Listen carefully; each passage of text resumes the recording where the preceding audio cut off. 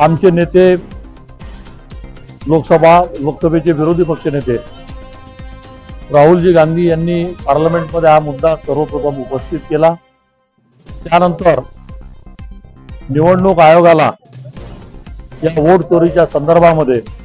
Digital data त्या ठिकाणी मागण्यात आलेला होता आणि इंडिया आघाडीचे 300 खासदार निवडणूक आयोगाकडे जाऊन तो डिजिटल डाटा आम्हाला देण्यात यावा या संदर्भामध्ये निवेदन केलं, परंतु तो डिजिटल डाटा अजूनही देण्यात आला नाही आणि आम्ही तो मॅन्युअली वोटिंग लिस्ट पाहून जो काही डाटा आज देशाच्या समोर आलेला आहे, ज्याचं 10 बाय 10चं एखादं रूम आहे, त्या रूममध्ये कुठे 100 मतं कुठं 80 मतं अशा पद्धतीची मतदाराची नोंदणी त्या ठिकाणी झाली। त्यामुळं हा जो पूर्ण देशामध्ये जो घोळ झालेला आहे मत चोरीचा, त्याचा निषेध म्हणून आम्ही वोट चोर गद्दी चोर हे जे कामठीपासनं राहुलजींनी जे सुरू केलेलं होतं, त्यामुळं आम्ही या ठिकाणी प्रदेशस्तरीय मेळावा या ठिकाणी आम्ही निषेध मेळावा या ठिकाणी घेतला आणि आमचे नेते आदरणीय सुनील बाबू केदार,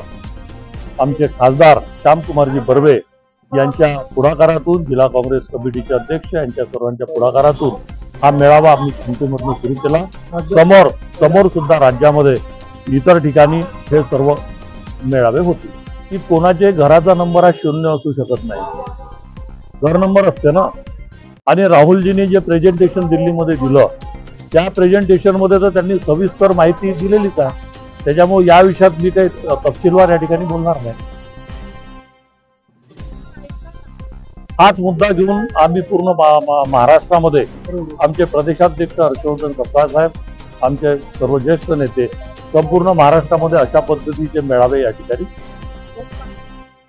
पक्ष बांधणीच्या संदर्भामध्ये आमची बूथ स्तरावरती बांधणी तशी सुरूच आहे। आणि तसं जर पाहिलं तर मागच्या जिल्हा परिषदमध्ये आमचे 33 जिल्हा परिषद सदस्य त्या ठिकाणी निवडून आले होते आणि